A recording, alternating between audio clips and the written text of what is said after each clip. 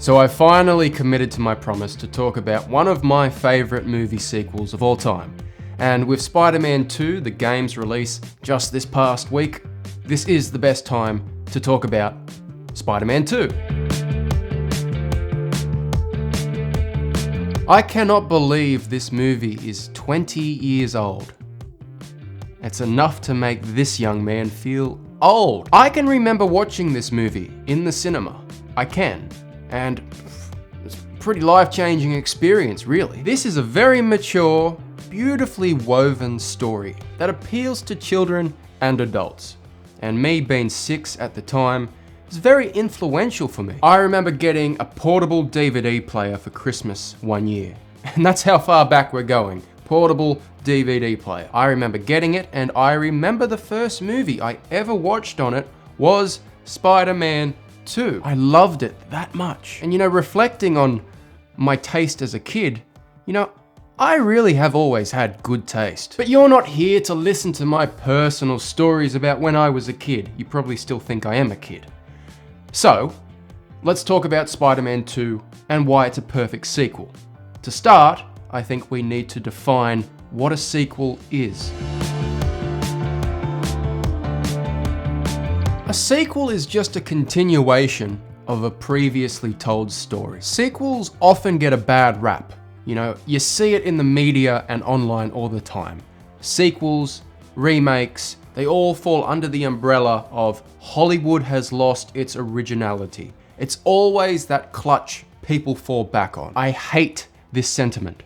I always have hated this sentiment. Some of the greatest movies of all time, some of the greatest scenes of all time, some of the greatest characters of all time have exclusively appeared in sequels. Sequels are uniquely set up to give you more of what you want without having to re-establish the world and re-establish the characters from the previous movie. Sequels are an opportunity to subvert your expectations. Hello, I'm Ryan Johnson. And sequels, if attacked and approached with the right direction, can bring you in further, really take the characters somewhere new and invest you further into its web.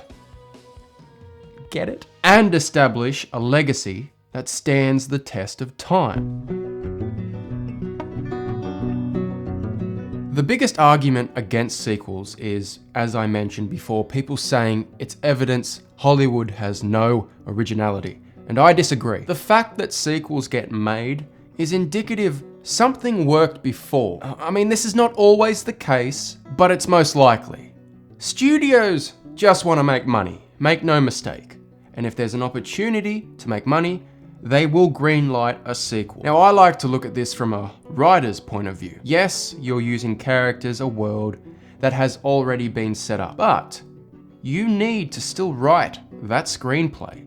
You need to write it from the position you were left previously. And to me, that is original. You have to come up with something to propel you forward. Effect comes after cause. A sequel comes after the original film. If the previous film had a different story, then its cause and its subsequent sequel, Effect, would be different. It's like a river. So this river is the original film. We're following along. Get to the ending. Say it ends one way. That's a stream that goes this way. That stream, the sequel has to follow that stream down the river.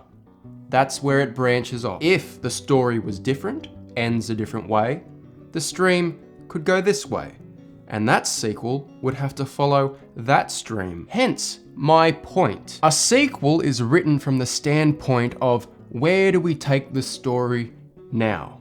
And from its inception, that is original. Yes, comic books adapt comic book storylines all the time. Book adaptions adapt book storylines, and yes, remakes happen. But you cannot adapt directly. When you think about it, what is original anymore? We've seen everything. We've seen everything. It's the way it's executed that excites people these days. Let's be real. And remember, even though I'm defending sequels here, I'm not defending all of them. And remember, writers, like any job in the world, there are some good writers and there are some shit writers. To bring that back to Spider-Man 2, yeah, Doc Ock exists in the comics, but not like he does in this movie. Peter loses his powers in the comics, but not exactly how it happens in this movie. Mary Jane and Peter have relationship problems, but not like it is in the comics. Inherently, this story is original. Okay, so now for why you're actually here. Why Spider-Man 2 is a perfect sequel. Themes! Themes is where I'm going to start because the themes of this movie are so deep, interwoven through every plot point. Spider-Man 2 is built off its themes. It's themes of love, choice, and responsibility. Let's talk about love.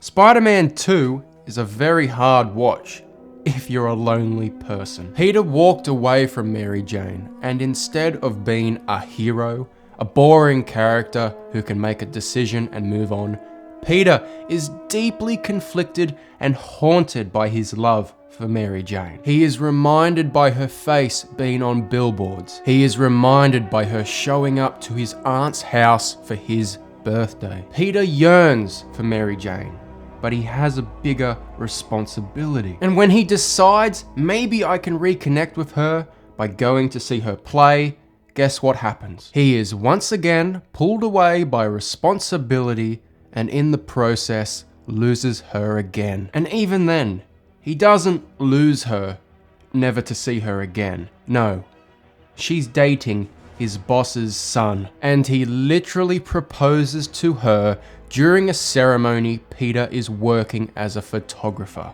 Forced to take the defining moments picture out of responsibility to his job. Can you see just how expertly put together these themes are so far? I've barely begun to speak about them. The screenplay by Alvin Sargent is chef's kiss, baby. Woo! And now, let's continue with that theme of responsibility. Peter has taken on the responsibility of Spider-Man, a mantle he is very good at. But, in doing so, Spider-Man is killing Peter Parker. Peter cannot work a job properly. Peter cannot pay his rent because he loses his job. Pizza time. Peter cannot be with the love of his life because of Spider-Man. Peter cannot have a friendship with Harry because of Spider-Man. Peter cannot even get to class on time because of Spider-Man. Oh no, Dr. Connor's class.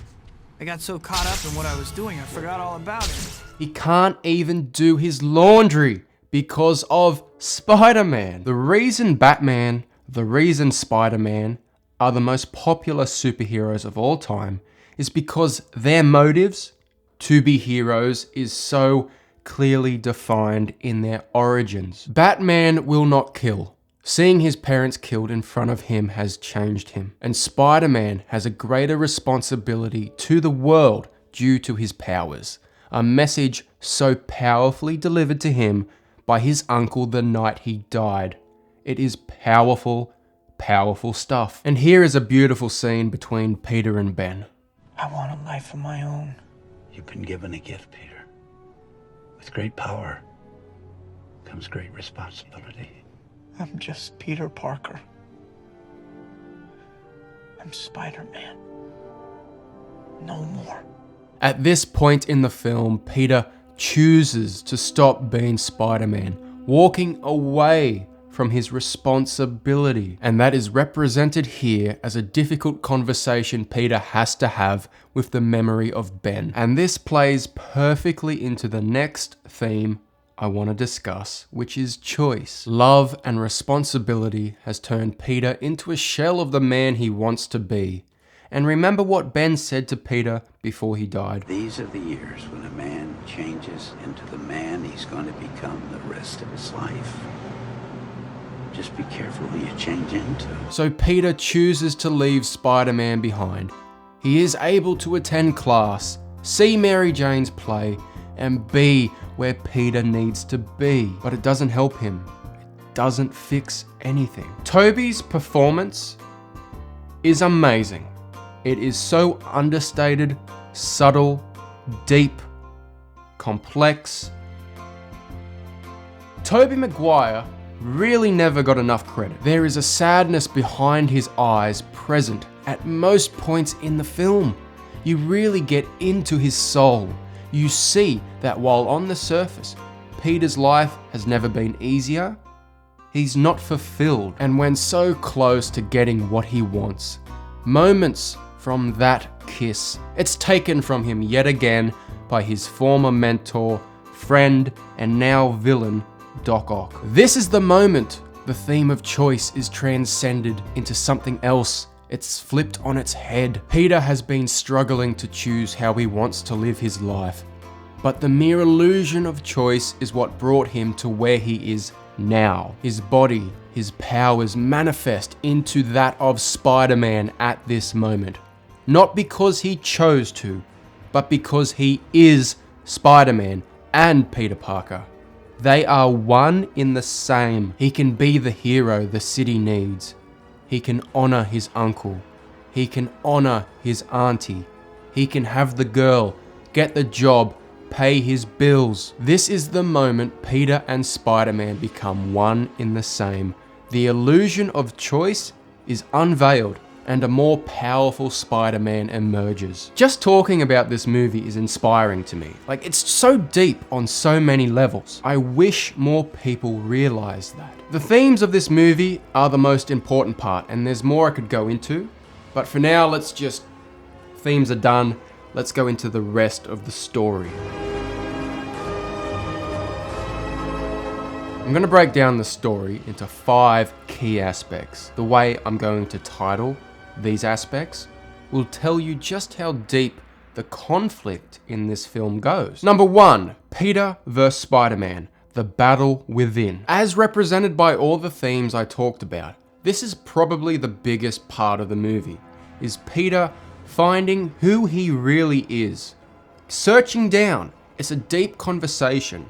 It's very, very relatable to everybody on the planet. And when Peter finally finds out who he is and accepts that he is Spider-Man, that is the resolution to his arc. Peter is the main character. Peter is the focus. Peter is a brilliant character, brilliantly written and beautifully acted by Tobey Maguire. Peter vs. Doc Ock, a more typical hero versus villain story. But the approach to Doc Ock, making him more relatable, making him more sympathetic, redeeming him at the end, is tragic, beautiful, poignant. It is a lovely story.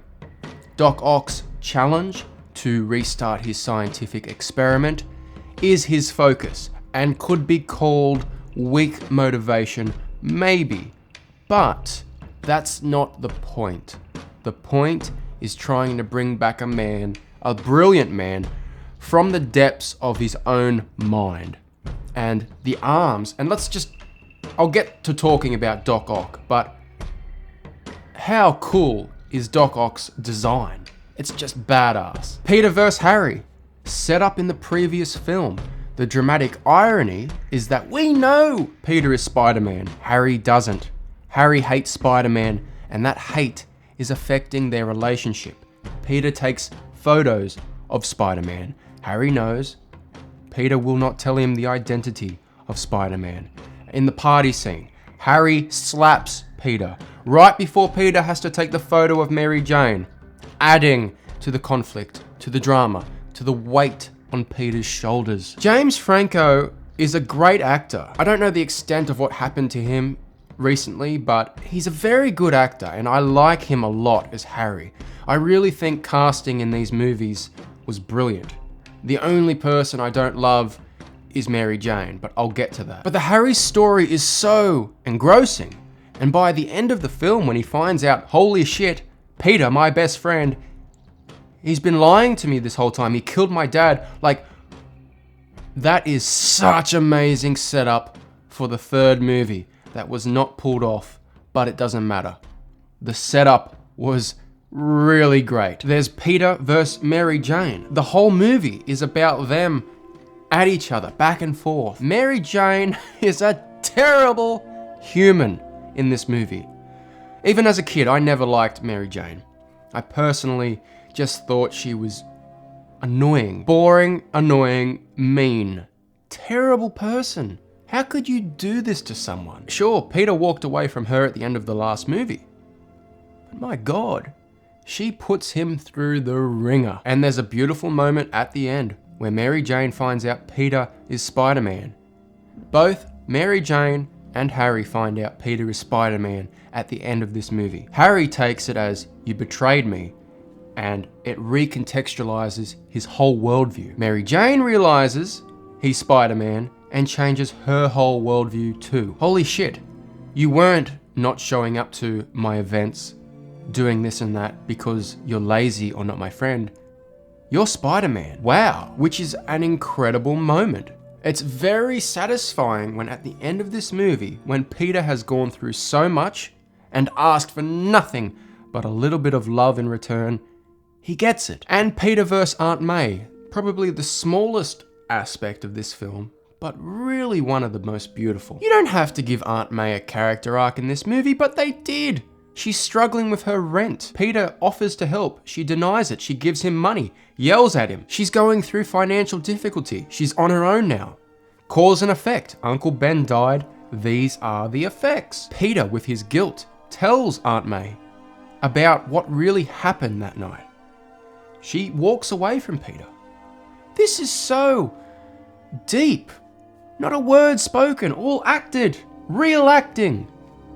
Don't have to spell it out. And then, when they reconcile later, Aunt May has some very, very, very amazing words. I believe there's a hero in all of us that keeps us honest, gives us strength, even though sometimes we have to be steady and give up the thing we want the most. I'm one of those believers that Aunt May knows Peter is Spider-Man. I really do think that. And this whole speech, monologue she gives is evidence to me of that. And those are the 5 aspects of the plot. Did you notice something? Peter verse. Peter verse. Peter verse this person, that person. The entire movie is conflict. As Spider-Man, as Peter Parker, he stands true to himself and to his responsibility. The first movie tests Peter on a physical level. This movie tests him on an emotional level.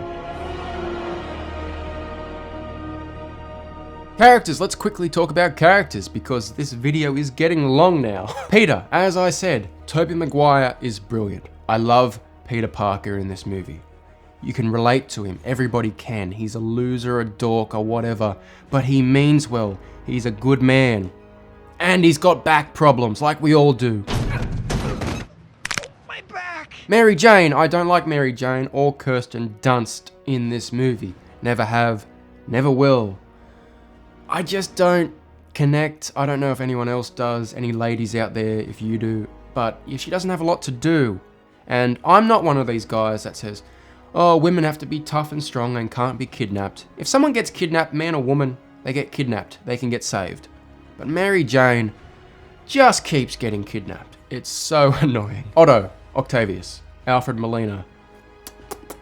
Inspired casting, brilliant portrayal, comes back 20 years later in No Way Home, steals the show again. That tells you how excellent these first 2 Spider-Man Raimi movies were. When these characters overshadow the ones that are currently in place, you did something right. Harry, James Franco, mentioned him before. Great. I like James Franco. I like Harry Osborn in these movies.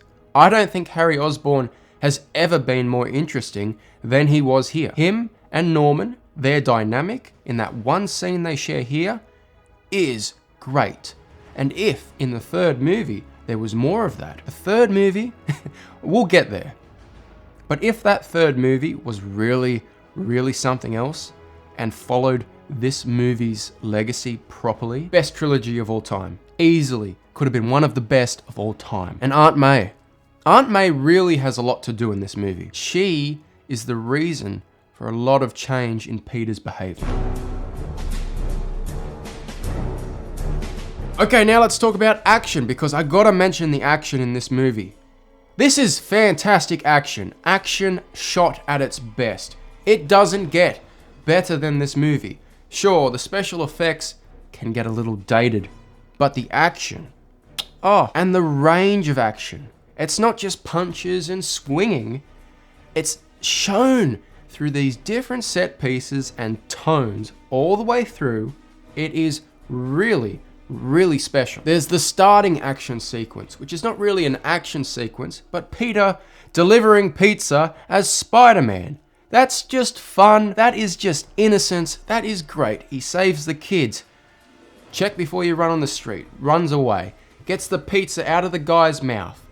This is fun. This is humanity. This is exactly what you need. Spider-Man is a man of the people. I love it. Then you get the bank action sequence. You start indoors, it goes outdoors, then onto the side of a building. Stakes are there because Aunt May is the one in danger. It's very well done. This is 2004, and it's still more exciting, still looks better than anything we get today. Then you go into the train sequence. The train sequence, it's iconic. It gets ripped off in every single new piece of Spider-Man media. It gets memed religiously, but that's because everybody loves this scene. It starts from him swinging, the transition out of Octavius's sunglasses, up on the building. They fight there a minute, then they fall onto the train. It's so well done. Complemented perfectly by the score, the rising action. Peter tries things, fails. Peter tries more, fails again. The train can't be stopped.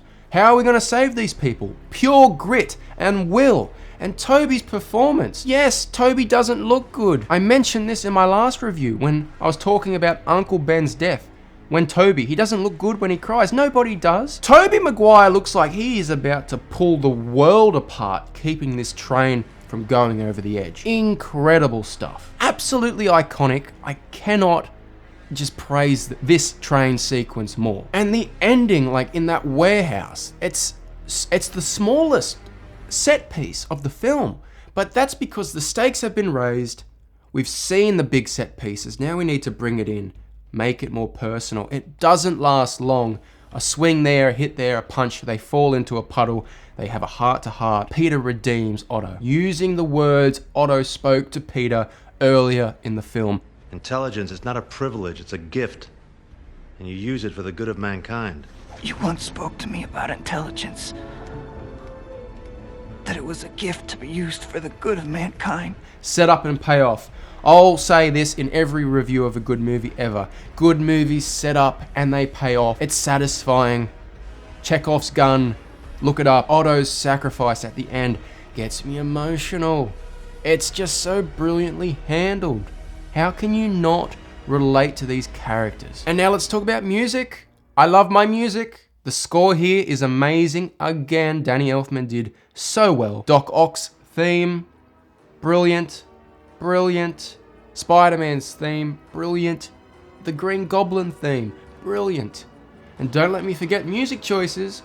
Raindrops Keep Falling on My Head. That's one of the most cheesy, iconic sequences. I love it. It's the best. And you watch it, and in typical Raimi style, the extras in the background are all stopped and looking at Tobey as he does his little strut. Gold. And cinematography. Here's an example of the cinematography in the first film. Not bad by any stretch of the imagination, but the aspect ratio now has changed. It looks a bit more cinematic. Pope is his name, the cinematographer. Hold on, I didn't do my research. Bill Pope. See, I've got a good memory. Bill Pope's cinematography is much more dynamic and as I said, just better. It's taking Spider-Man from the very cheesy first one and just helps make it a little bit more mature in the sequel. 2004 was a different time.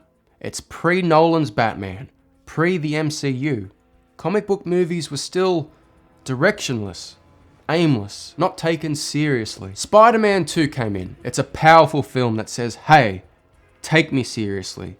We can still have fun, but we have something to say. We do not want to pander to children. We are making a movie for everybody. The themes are universal. The characters are relatable. The message is clear. There is a hero in all of us. Who doesn't want to be a better person after watching this film? Exactly. Only one of the best sequels of all time could really make you sit back and reflect on your own life.